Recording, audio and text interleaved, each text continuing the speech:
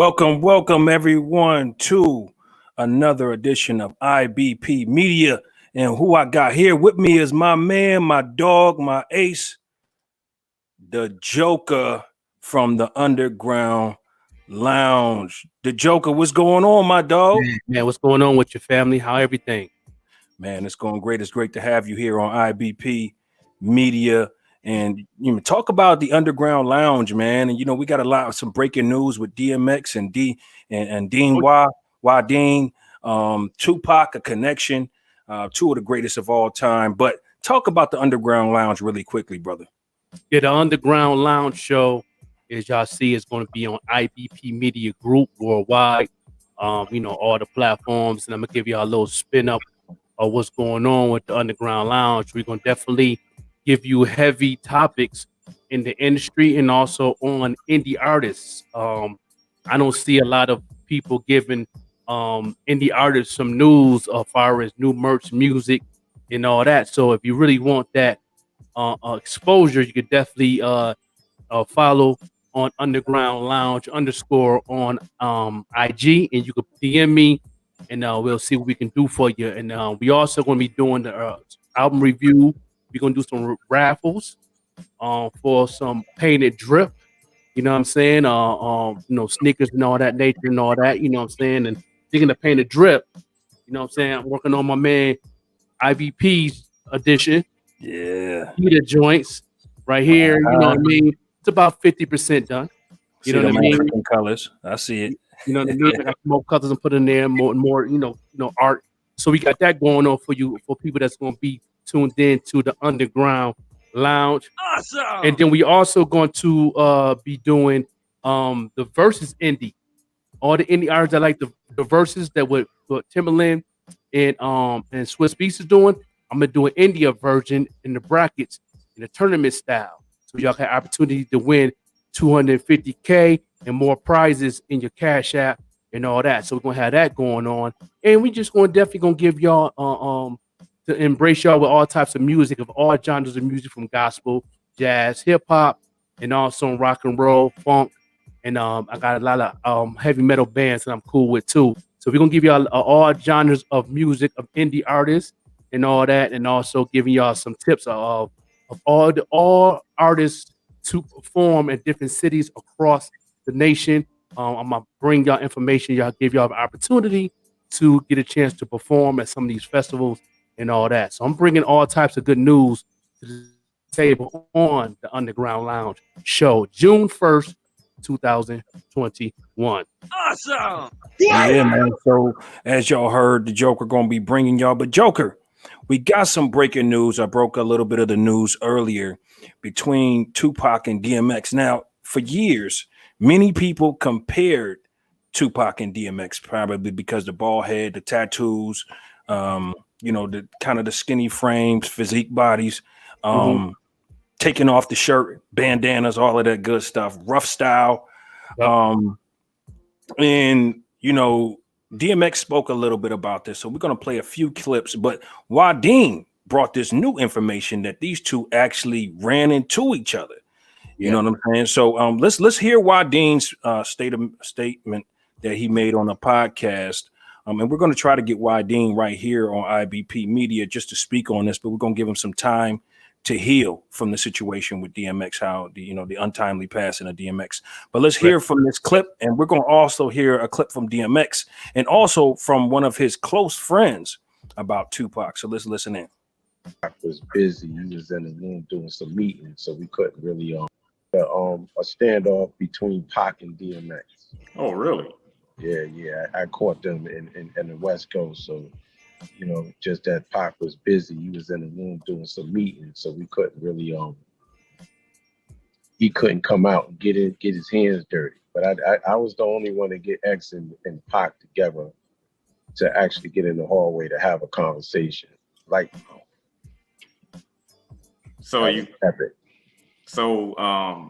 Was there a collaboration possibly coming from that, do you think? Yeah, I mean, Pac was in his prime at that time. We was on our way, because at that time we came West Coast. Jeff Rowe called us to come through. because they came to the studio in Yonkers. I talked to Suge to yo come through. He came through, showed them love, whatever. And then from there, he was like, "Yo, y'all gotta come out to the West." So he flew us out. We came out, and then at that hotel, Pac was coming in, and then I hooked up with Pac with X. We didn't get to do the battle, but we seen Dr. Dre and all them. We never did, he should try to get us a deal. We didn't like the deal, so we didn't cross over. Because if I would have did that deal with I wouldn't have been Rough Riders. You know what I'm saying? So I told the Suge, I said, listen, I know Dre's the man, but I got my own producers and everything. You know what I'm saying? So I can't do a deal with you. And Dre is running he's got full access to all the producers, my producers and all us. We work hard here, so I can't have them just be exclusively to your team. And my team, is not getting the proper situation. So we didn't do the deal. I backed down in the meeting. The heat of money, the West Coast was bubbling crazy back then too. So the beauty of it is, we didn't do the deal. Now we came out with Rough Riders. Lucky I made that decision so that we can become who we are. You know what I'm saying? So we heard it. We just heard it right there. Why didn't now Joker? What we didn't hear before again was it appears that DMX came out there to battle with Tupac. We know that this was at the height of the East Coast West Coast beef. But why I mentioned that they happened to have a standoff instead of an actual battle. I guess Pac was busy, whatever the case may be. What's your thoughts on that? Like DMX and Tupac possibly about to battle. Like who would have thought?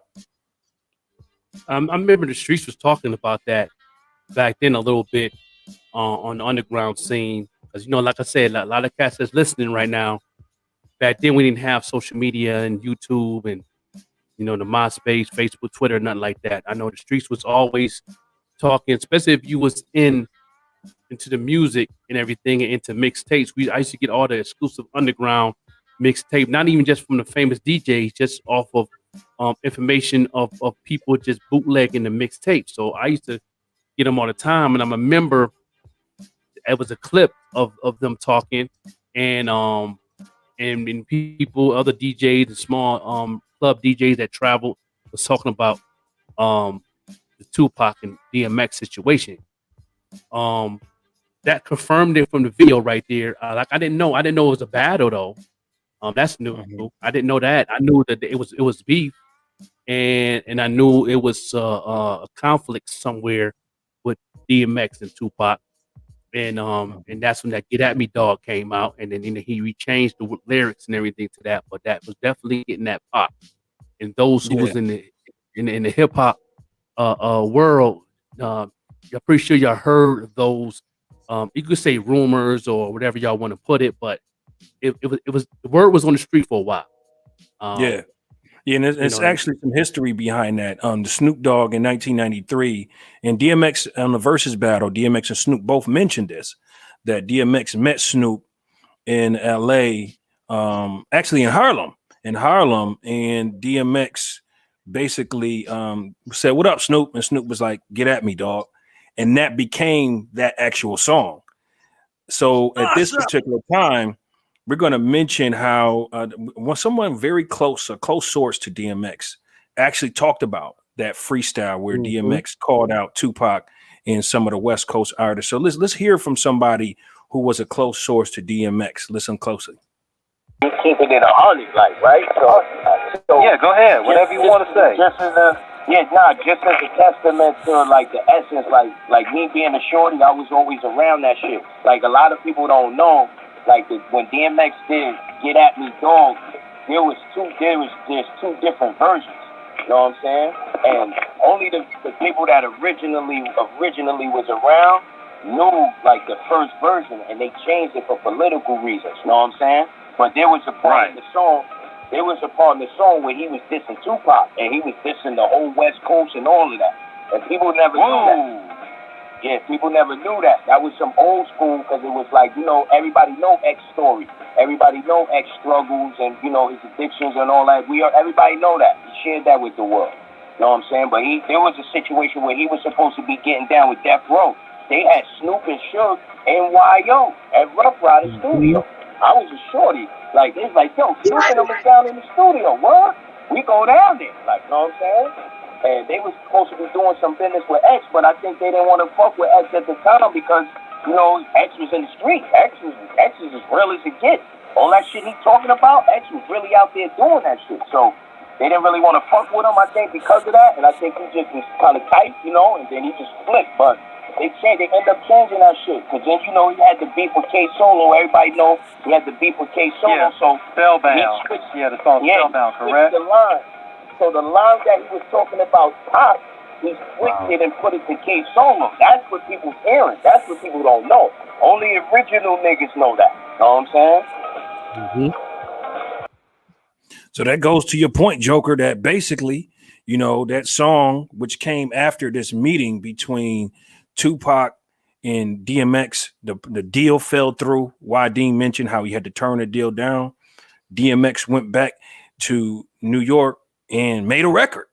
He made a record, you know. They had to stand off between each other. You know, Dean mentioned that they hollered at each other in the hallway, just to give some context. And the last person we haven't heard from on this particular subject before we put this all together and put this out there to the world was DMX. What was DMX's perspective of what actually happened with Tupac and his connection? Let's listen in.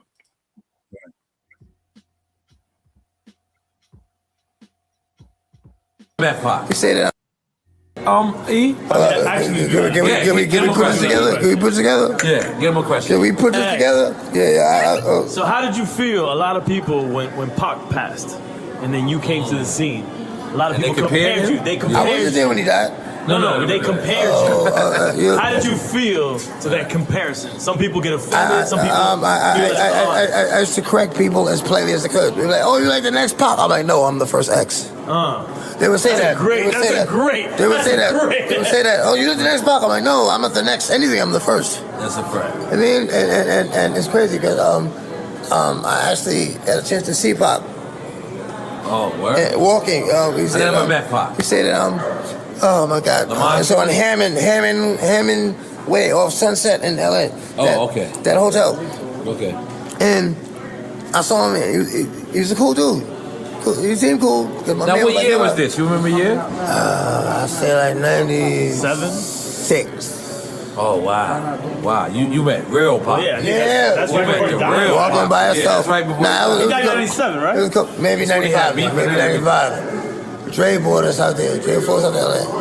And he walked past and I seen him. My man said, "What up?" And I'm like, "What up?" Like, "What up?" Cool dude, you know. But I think, and speaking as favorably as I can for someone who's passed, for someone who can't defend themselves. Right. I think part of the problem, a big part of the problem, was he didn't have what New York niggas got. Like, I'm from New York. This is my block. Bam. He had no one.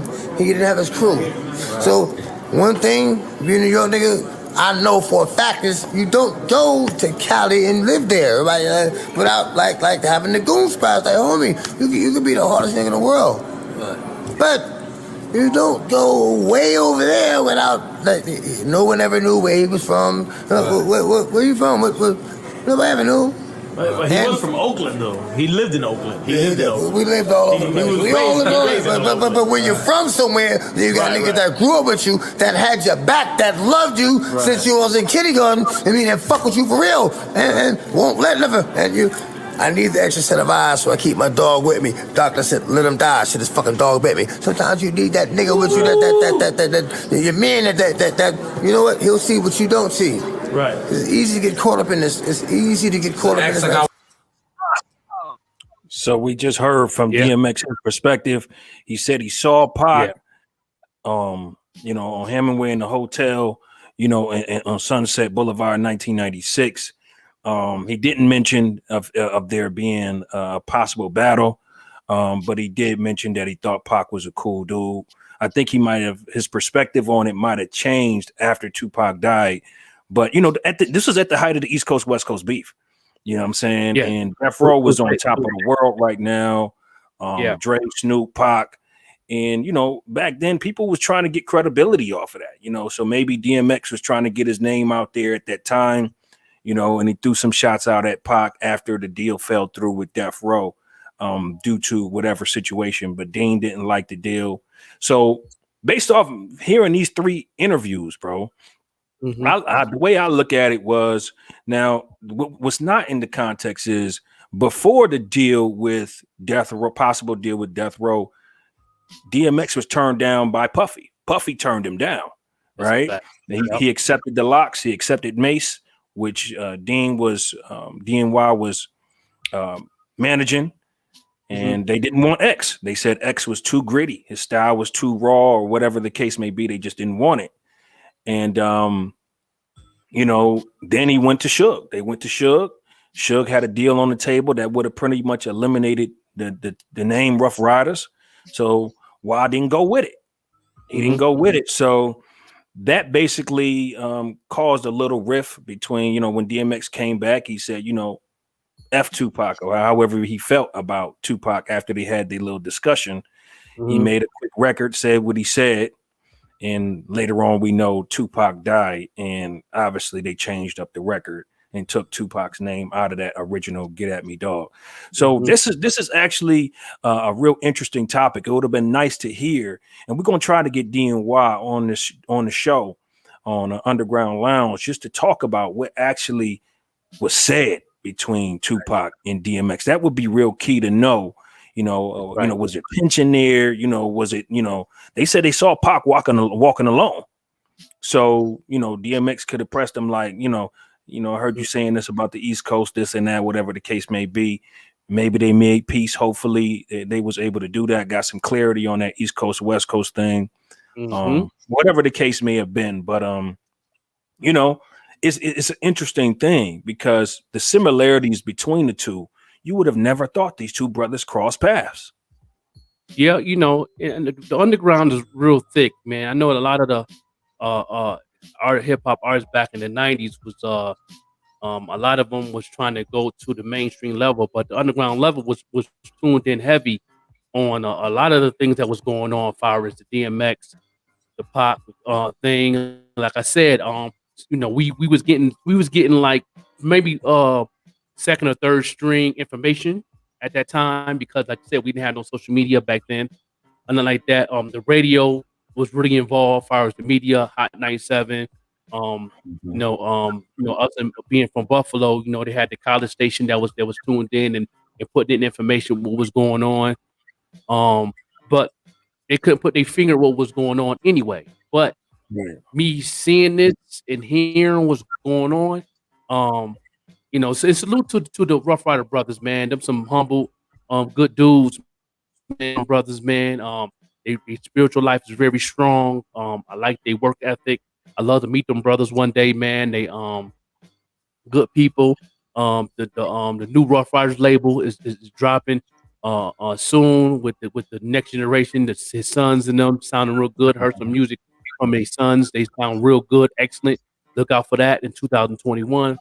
But salute to them brothers, man. I appreciate you know, and they got a lot of new music coming out and the new label. But back to the subject. But yeah, man, it's very interesting how hip hop was back then. It's so interesting how the connection without a social media was so connected, and how everybody was still, you know, in this country being so big, how tight everybody was still, how they could reach out.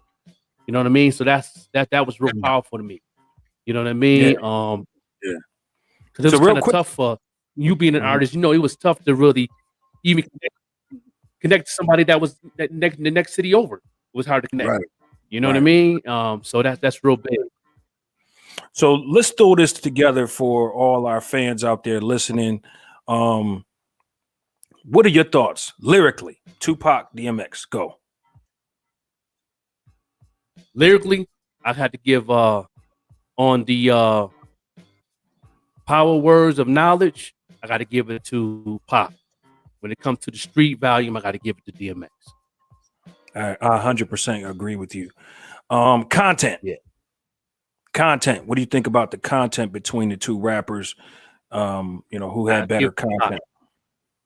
Give it to Pop. Why would you give it to Pop? Because he was involved in movies, commercials. You know what I mean? He was he had his hands in all different other cookie jars to have his brand to the next level. DMX didn't do it until Pac was gone. Mm-hmm. I'm agree with you on that as well. I think Tupac's content goes from Brenda's Got a Baby to battle rap with Hit 'Em Up to No More Pain to Raw Street Bangers to Me Against the World to Temptations joints for the females to White Man's World. I mean, he touched about that commercial with him and Snoop. Yeah, you can't forget about that. Two of America's Most Wanted. He just touched so many. How do you want it? I mean, he touched the club. He touched so many different avenues. And also, I'm gonna throw out there too that Tupac was very much a revolutionary for the future. The tight shirts and black men wearing tattoos. Because back in the early '90s, that wasn't a black man thing. That was a punk rocker thing. You know what I'm saying? So, or a Mexican thing back in those days. So Tupac definitely revolutionized taking off his shirt, the little man flexing, so Tupac kind of revolutionized that. You know what I'm saying? So everybody thereafter kind of mimicked that style. So I'm gonna agree with you on that. All right, let's go with flow. His flow. Whose flow do you feel is better? That's a tough one. For all the work they both put in that heavy work because I'm gonna have to give that to DMX because 2 albums in 1 year, and they both went platinum, and they both won a Grammy. I mean, you know what I mean? It's like that's powerful. I agree. So I get that DMX on that.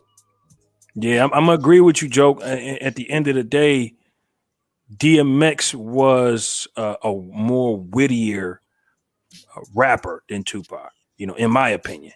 I think when it comes to his cadence and his flow, especially in that first album, I think he was a little more witty than Tupac. So I'm gonna agree with you on that. All right, songwriting. We always talk about the 9 elements of hip hop, so let's go through them. Songwriting. What do you think on songwriting? Who was the better songwriter? I got to give it to Pop. He's a poet first, before he was a rapper, and also he got a lot of books that he didn't publish yet. So we hope that come out soon. But he wrote a couple books that's not even published. So he was definitely a writer in that end, and he was also a writer in music and also in film scripts. So I got to get that one to Pop. Yeah, I agree, 100%. I think songwriting, Tupac has an extensive way of writing. I mean, we just mentioned certain things with content. All right, cadence. His cadence was better. I think that might be a tie. Yeah. That's a tie right there. I can't. Yeah, that's a tie. Yeah. I think they both were special in their own cadence, but I got to give this one to X. Okay. I feel like X was able to flip his tongue a little better in certain ways.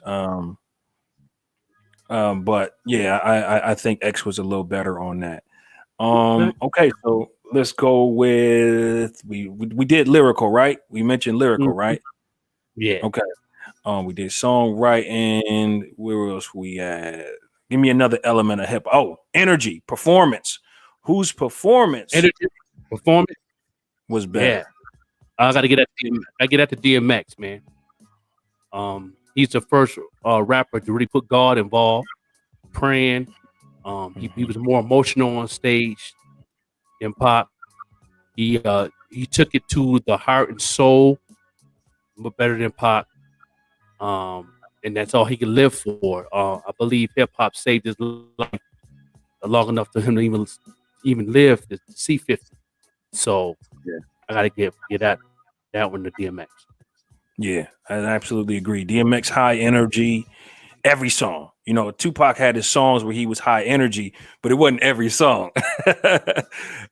Emotion, you know, the emotional connection. Yeah. I think Tupac was he emotionally connected with the crowd as well. But from the performances that I've seen, I feel like DMX just had that more emotional connection to bringing tears to people's eyes, performing those songs. Not to say that you know Brenda's Got a Baby and Dear Mama didn't bring tears to your eyes, because they definitely did, but I didn't see a lot of Tupac performing those songs particularly. So I'm gonna say DMX, you know, definitely connected with the crowd a little better than Tupac. All right, man. Legacy. What Hip hop. about Hip hop. Go ahead. before we get to the legacy part? What about fashion? Who had the best fashion between DMX and Tupac? That's a good question. I'm gonna say Tupac, because you know Tupac was the guy who was, you know, wearing the baseball jerseys, wearing the fitted basketball jerseys, matching with the kicks, bandana, shirt, and sneakers matching. So Tupac kind of changed the wave of hip hop dress, the hip hop dress code.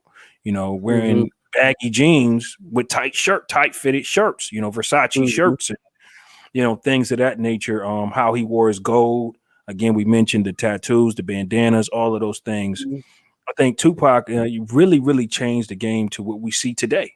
We see a lot more fitted clothes on rappers today. So I think Pac definitely revolutionized the fashion game for hip hop, for not just for comparison to DMX, but for hip hop, period.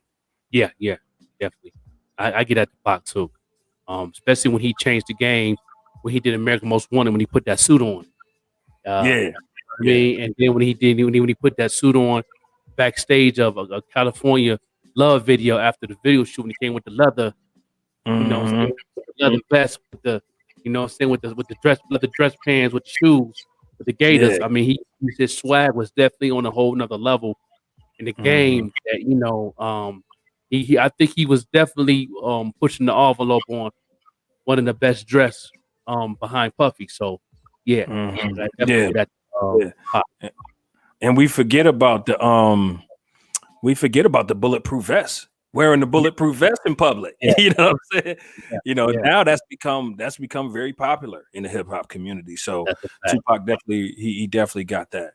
So we're gonna end it off with legacy behind both of their legacies that they both left behind. I think for me, I think the legacy of the black struggle was represented by Tupac. You know what I'm saying?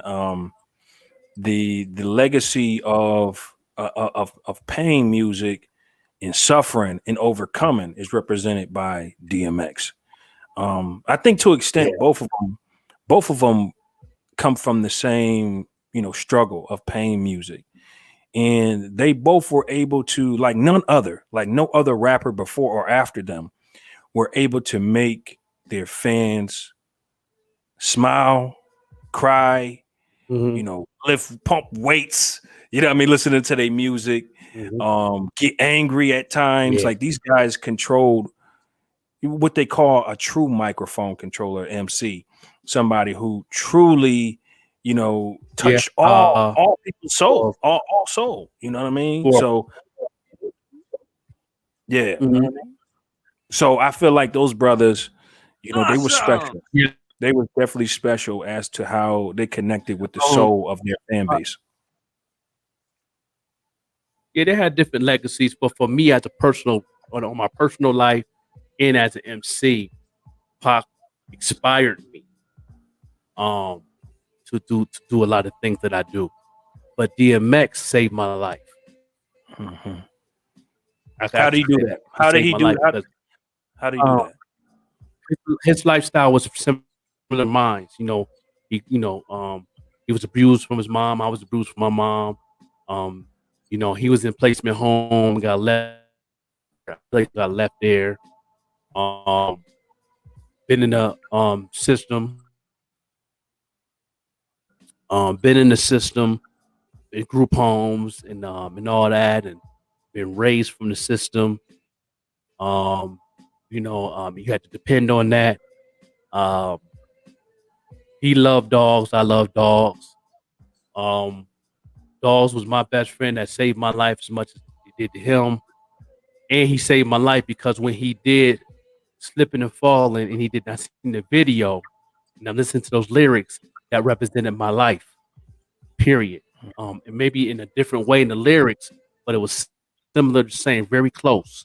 And when I seen that, that let me know that I can actually tell my story. I can actually do that. So that saved my life. That stopped me from doing crazy things on the street. I probably wouldn't be here right now if it wasn't for DMX.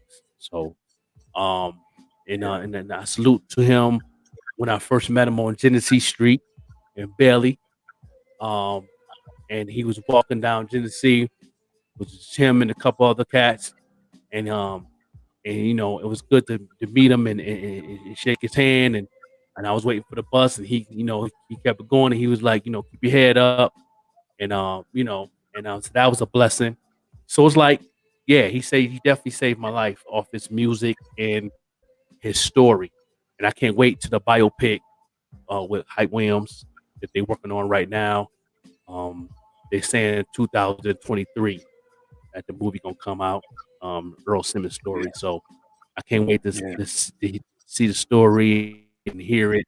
And he had a real close relationship with Hype Williams because Hype Williams was the producer and director of Belly, and so that's cool.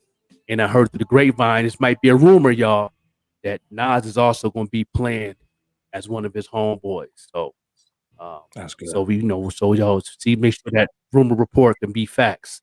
You know what I mean? So, but yeah, I can't wait till the biopic come out. Yeah, man. The two of the most iconic, inspirational, heart touching artists that hip hop has ever seen. And you mentioned how they inspired your life. Right now we're still continuing the black struggle continues. The black struggle of drugs that we know DMX struggle with, the black struggle that Tupac constantly talked about of racism, white supremacy. These men Don't spoke forget, don't forget mental illness. That's something that the black community doesn't talk about, that needs to be talked about on a whole nother wave. So shout out to these two legends, man. We lost some great ones. We lost Black Rob as well, who he had Buffalo, New York. Yeah, man, had a long stint in Buffalo, New York. And one love to Black Rob and his family, and condolences on his loss. Another man who struggled with homelessness towards the end of his life. It's so unfortunate how some of these MCs put in so much work and amass millions of dollars, hundreds of millions of dollars when you talk about Tupac and DMX. And then they die with little to no money, or they little to leave anything their family with. So, this is something that needs to change in the hip hop community, is really understanding the business. And that's something that you're going to be bringing to the table right here on IBP Media on the Underground Lounge, just talking to artists about, what kind of deals you should be signing. And we talked about that when I was in the game and you was managing me, about signing a deal with Interscope that wasn't conducive. And Wad just mentioned that. Wadeen just mentioned how, he declined a deal with Suge Knight. Keep in mind, Death Row was on top of the world at that time. They had Pac, Snoop, Dre. Can you imagine DMX being added to that roster? Man, you know what I'm saying? But he declined it because it wasn't beneficial to him. And that's the same thing that we endured when we went to we had to deal with Interscope, that it just wasn't good enough for Grind City and the rest of our team. So we declined the deal. So these are things that hip hop artists that's out there need to know. Don't just sell your soul to get in the industry. Make sure the deal is right for you. Man, come on, man. That's one thing that I see is going on. The crazy thing about it, though, man, is a lot of the artists out there that's selling their soul and they don't even know it. That's the sad part. Because you're so focused on getting where you got to go, and honestly, you got family. I know you're excited. Really get involved and know behind the scenes of the industry or what really goes on. I soaked up a lot of information when when I was signed a distribution deal with Sony and Universal back in the 2000s. So it's like I just took all that information and put it into my perspective. If I open my own label, what would I do? And to this day, I still have my label. Don't have nobody on it, um, but each artist that come to the table got to learn and understand what you're putting yourself into and what you want. And I always tell artists, what do you want? And none of them can't answer that question. They just say they want to be a star. I say, okay, well, do you know what you got to do to get there? You know what I mean? Do you know the steps you got to take? You know, you got to sacrifice a lot of your time with your family. You got to sacrifice a lot of money. You got to invest in yourself. You know what I mean? And you got to bring a team involved. It ain't all about you in the beginning. It's all about you at the end. So, right. That's 100% facts, man. Joker always speaking them facts. You know what I mean? Y'all see the ticker at the bottom. IBP Media will officially launch June 1st. The Joker will be there with us. So make sure y'all ready for that. We're going to have the Fan Cave Sports Talk with us. So make sure y'all tuned in. We're going to have the Culture Show with Shay. So we're going to have a lot of shows that are going to be premiering on IBP Media. Again, if you're looking to be a host and join the team, feel free to hit me up at iblackpharaohuniverse@gmail.com. That's iblackpharaohuniverse@gmail.com. Join the team. Hit me up on Facebook if you need to. Hit me up on Instagram. We are going to be everywhere. We're going to be connecting the world with hip hop, with breaking news, with Black history, untold Black history, sports, all the things that you love to talk about will be right here on IBP Media. So make sure y'all hit that Cash App and support the movement. Yeah, I mean, whatever you can give, whatever you can donate, we greatly appreciate you. So, Joker, any last words before we end, man? Oh man, just don't forget about the Underground Lounge, man. It's gonna be real amazing new platform for you indie artists. That platform is made for indie artists only. I will have people on there that's in the industry, interviews and all that, play a little bit of that music, but it's all about the indie artists that need that exposure to another level. Like we're gonna be on all platforms. How many people that we're gonna be connected with all the platforms all together? What's combined? We're going to combine with 13,000 different of our fan bases on YouTube, on Facebook. So right now we're starting off at 13,000. We continue to grow. Please go and follow us on IBP Media Group page on Facebook to keep that movement growing. Keep it growing, man. So the more we grow, the more people will be exposed to truth. The more people will be exposed to the underground. The more people will get themselves exposed. So that's what we really want to do. We want to give people a platform to get their voices heard, to get the truth out there, because common media has put out an agenda that they want to put out. So we're going to do our own thing. That's what's up. So that's pretty much what my last words is.